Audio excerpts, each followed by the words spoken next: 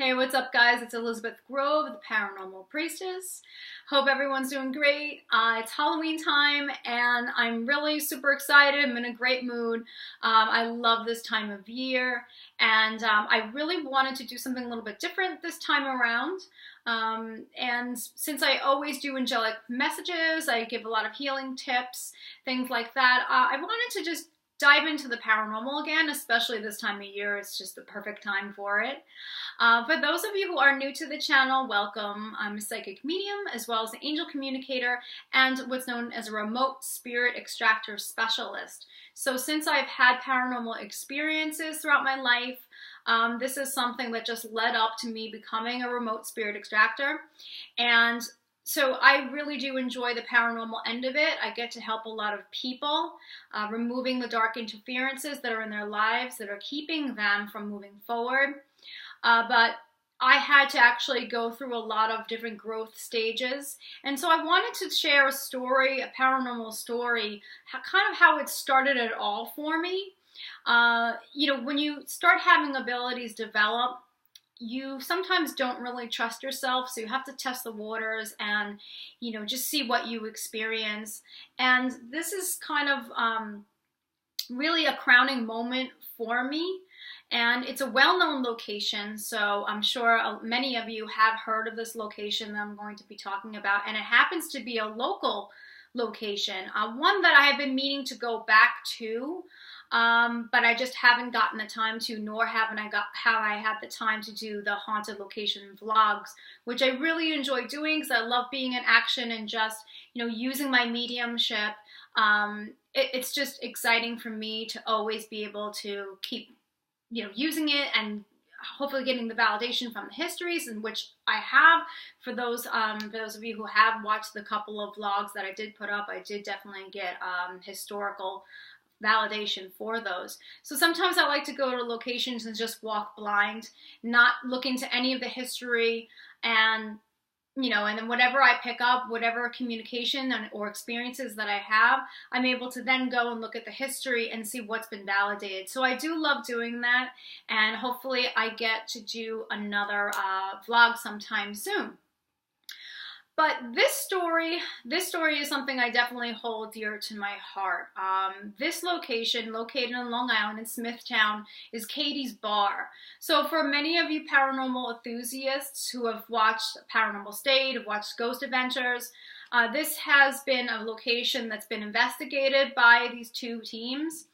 And I have to say that I kind of ended up being in this location not looking for paranormal experiences, but I just happened to be going there because a band member of mine at that time was doing a side project, and so they ended up playing at Katie's Bar. And of course, they told me, knowing how I was, Liz, this place is notably haunted. Definitely you're gonna love this. You might experience something, because my band members at that time, they knew that I was into that type of thing. But I don't think they knew how much, because this was the very, very beginnings of learning about my mediumship. So for those who haven't heard of Katie's Bar, I'll just give you a really brief history on it. In the 1920s, there was a bootlegger and a bartender named Charlie Klein. He used to be the former owner of the hotel that stood there. And this, during the 1920s, it was the Prohibition era. And basically the Prohibition era caught up to him, and supposedly Charlie sold a drink to an IRS man, and he was fearful of going to jail because he had done that, so he committed suicide by shooting himself. And this was in 1933, I believe, that this happened. And since then, there's been plenty of reports of a lot of activity there, especially wine glasses being thrown, just actually coming off the racks. Lots of activity in the basement. The basement actually was fairly new. It was built in the late 1970s. And if you've watched, watched the actual shows, the paranormal shows, there's dark activity that's down there. Okay, so it's kind of a mystery as to that. I know the owner, Brian himself, has had very scary experiences down there, very threatening experiences. But lots of different workers have come and go from Katie's bar because they were just not comfortable working there at all. There was just always some sort of paranormal activity, the glasses being thrown, also activity within the bathrooms, which I didn't know actually at that time when I went in. And so a lot of people have quit, and, Brian was kind of concerned about, well, I don't know what to do with this because I can't keep having people quit on me. So that's just kind of a background there. For me, I can only speak about what I personally experienced, and I know that you guys weren't there with me as I'm telling you this story, but this is just what I had personally experienced. And what I can say, though, is that I met up with a local paranormal team, a friend of mine, and since they have been there many, many times, they were able to at least validate some of what I had picked up, my personal experiences. So they were able to say, yes, this is correct from what we have gathered. So that was really, really cool for me. So I was invited to go to see my bass player at that time. If anyone who knows my story, I've been a singer of a rock band. And so my life has really, really changed. I've always been into the spiritual and different things like that in the psychic arts. But my life has very much changed since being in the band, obviously, with the work that I do now. But then I was playing in a band, and my bass player had a side project, and they invited a couple friends to come down to see them play. Of course, I said absolutely. Went down there, and this is what I experienced. Pretty much as soon as I walked through the door of Katie's, I felt like I was being watched. And sure enough, person comes right up to me, and it was a man wearing a fedora hat. He had the clothing of 1920s period, and I knew this to be Charlie Klein. Now, some things that I didn't know about Charlie Klein, I was able to experience with him and able to have that validated. So what I didn't know at the time is that Charlie was definitely a woman's man. He definitely was that type of personality. He would come on very, very strongly to women. This is how he approached me. So he was very flirtatious. And when I went over to the pool table, began to play pool, he was saying to me that he really liked my red hair. And he was very, very close to me. And so I know that, right off the bat, and what I was gathering too, what I was feeling was that he was a bit of a womanizer, and he had a thing for women with red hair. And what actually was funny about that is that one of my friends who happened to be there also had red hair, and she ran over to me in excitement. She's like, Liz, oh my God, I got touched. And she came over to where I was, and she showed me that all the hairs on her arm were standing on end, okay? And I couldn't help but think to myself that, well, I have red hair, she has red hair, that perhaps Charlie had a thing for redheads, and definitely for women in general. Charlie also made a comment, one of my male friends, he was wearing a fedora hat, and he was saying that he really liked his hat, and that was definitely validating that era of the 1920s and wearing the fedora hat. Now, one of my friends who I was there with, he actually was very, very skeptical, didn't really believe in any of this, was kind of joking around and sarcastic about it, so he was pretty much ignoring the things that I was talking about. Now, the next thing, which really, I think, speaks pretty loudly, is that at that time, I don't drink any longer, not that I ever drank that much, but at that time, I just like to have like an occasional glass of wine. And for anyone who knows Katie's bar, having a glass of wine in Katie's bar is a no-no, because those glasses gets thrown. He just doesn't like the wine glasses. Okay, that's just, Charlie. But I didn't drink anything else, and I really wanted a glass of wine. So my friend, the man in the fedora, was like, oh, do you really want to do this? Okay, do you know what you're asking for? I'm like, well, I would like to drink wine. So I actually took it upon myself within my head to ask Charlie, well, would you mind if I had a glass of wine? Because this is really the only thing that I would like to drink. And he said, yes, he said that would be fine because you're a cute broad. And I was like, whoa, whoa, whoa, whoa, we're getting hit on by a ghost here. So, and this is true, this is what he said. And he used the word broad, which would definitely connect to the 1920s era. And so I got the permission.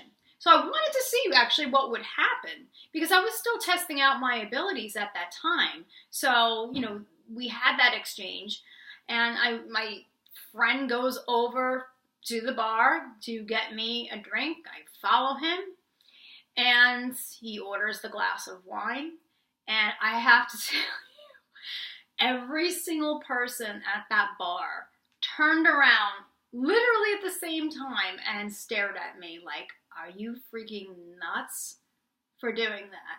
You know the story, right? And my friend had said that too. He's like, you know, but he's being sarcastic. He's like, you know the stories, right? You know Charlie doesn't like, you know, the glasses, the wine glasses, right? I'm like, yeah. But I got his permission. And my friend, he's like, yeah, okay, you got his permission. Sure you did. So everyone turns around, I get my glass of wine, and lo and behold, nothing happens. Nothing happens. I'm fine. He let me have it.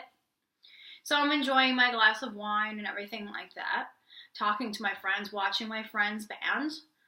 So it was a really good time and everything like that. Okay, you could feel the electricity within the entire place. It's pretty obvious. I felt it was obvious. And so then I had to proceed to use the ladies' room. Okay, so I put down my glass of wine and I go to use the ladies' room, and Charlie is right on my tail. He is right behind me, and I can tell that as I'm heading to the ladies' room that he wanted to follow me in. And I was like, okay, we can't have this. And I'm letting the ghost here be a perv on me, basically. So, you know, I was very respectful, respected Charlie, that it was his place and everything. You know, I kindly asked for permission to have the wine. You know, I was respecting that, you know, he was owning the joint, and that's how he was carrying himself. So I didn't disrespect him in any way. I just said to him, you know, I would really appreciate if I can go use the ladies' room by myself, please. And he said, okay, I'll let you know. That's fine. I was like, okay, good. And so I didn't experience any type of activity within the bathroom at all. However, I could have, because he was most definitely following me in. In regards to the basement, now this is why I would like to really go back to Katie's, because this is something that I just really didn't experience enough of. But what I can say from my perspective is that I literally made it to the top of the staircase, okay? Downstairs is kind of a lounge area. But this is the area, like I said, that has most of the dark activity. This is where Ghost Adventures, they had felt a huge difference in that area versus upstairs. And I can conclude that because I stopped at the staircase and I said to my friend with the fedora, I said, I am not going down there. I literally got hit with this dark energy, heavy on my chest, harder to breathe, and I didn't even walk down the stairs yet. But what I immediately picked up was that there was something absolutely evil down there. So whatever gotten open, something must have been opened down there. That's what I'm thinking from doing a lot of this work. Perhaps there was just some sort of portal opening that ended up happening. I don't know, but I'm just thinking that perhaps that's true, because it's very strange that this kind of evil activity would be there, and then upstairs it's a whole other story. Upstairs makes more sense with being connected to the history. But the basement's kind of a puzzle there. And at that time, I was like, I am not going down into this basement whatsoever because there's something absolutely evil and I'm sure about it. And I stopped there. And my friend's like, well, he's like, okay, whatever. And he went down there and, I think from what I remember, he said it felt kind of weird down there, but he didn't have any kind of paranormal experiences. But I knew without a shadow of a doubt that there was something down there, lurking down there, that was not nice, highly aggressive. And anytime I'm feeling dark energy, for any of you who are sensitive to the paranormal, you'll feel just that feeling, that tightness in your stomach. You'll feel the heaviness on your chest, almost like you can't breathe. And for me, I get a lot of pain on the back of my neck and the back of my shoulders. And so those sensations kicked in for me.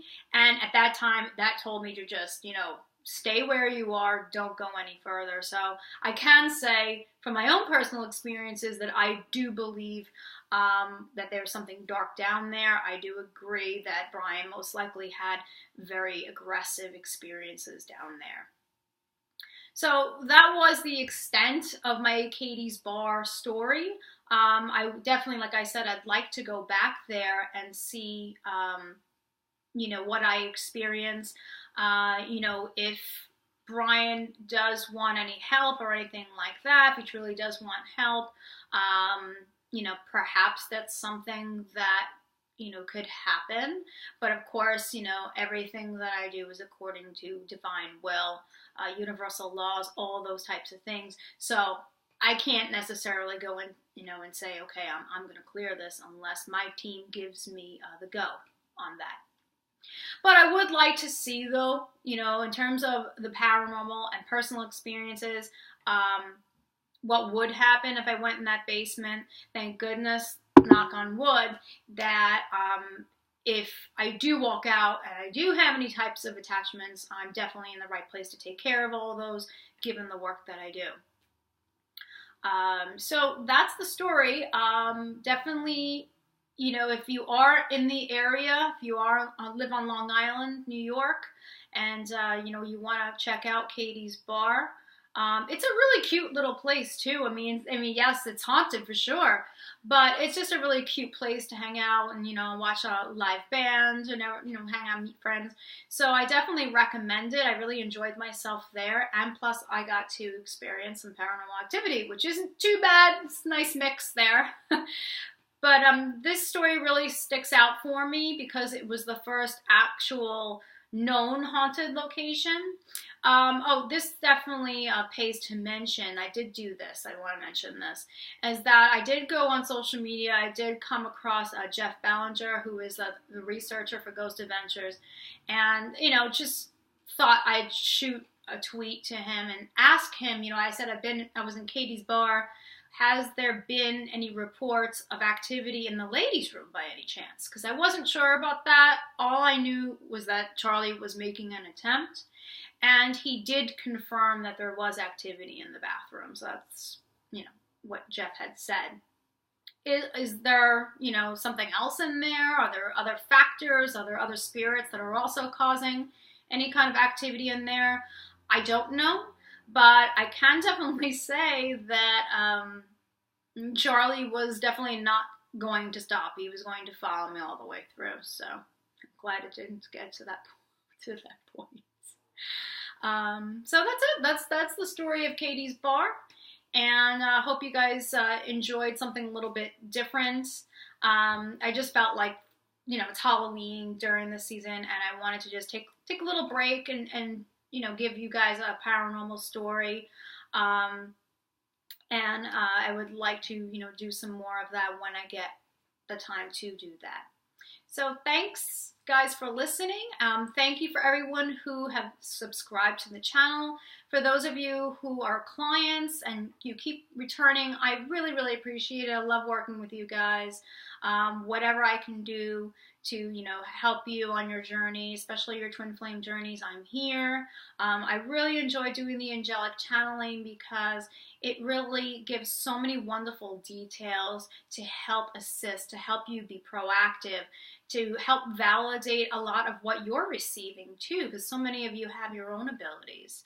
And so, you know, I can understand wanting to revalidate. So that's been really, really great. And the spirit extraction work, the remote work is back. It's, I just did a case, just did a couple, twin flame couple. Although this work, of course, is open to not only twin flames, but, you know, it's open to whoever feels like they could really use assistance and they don't have anyone to turn to. And the work that I do is very, very different. Even if those out there claim to do remote clearing work, it's not the same as the type of work that I do and the methods that I use. Everything that I do is via the light body, so light body travel. It's not astral travel, it's not shamanism. And I use many of my innate abilities that I have from ancient times. So, you know, these are the energies, the very unique energies that I have in my light body. And this enables me to do this work in a very high level and unique way. So it is different from what is out there, but you have to resonate with me. You have to feel comfortable. And so if you are guided to reach out to me, you can do that. If you are guided for a reading session, I'm here as well. Just go to theparanormalpriestess.com. You can go to my services page. Everything is there. If you're interested in more of my background, I have my entire bio that's there.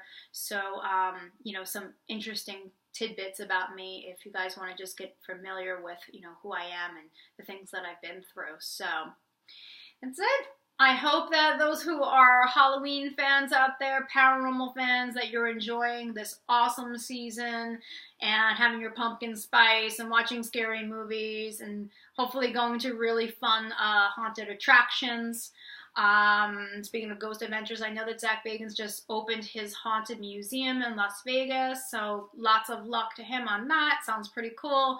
So there's things that are going around that are open now, lots of fun things, and just have fun, enjoy yourselves, be safe, and wishing you guys a very happy Halloween season.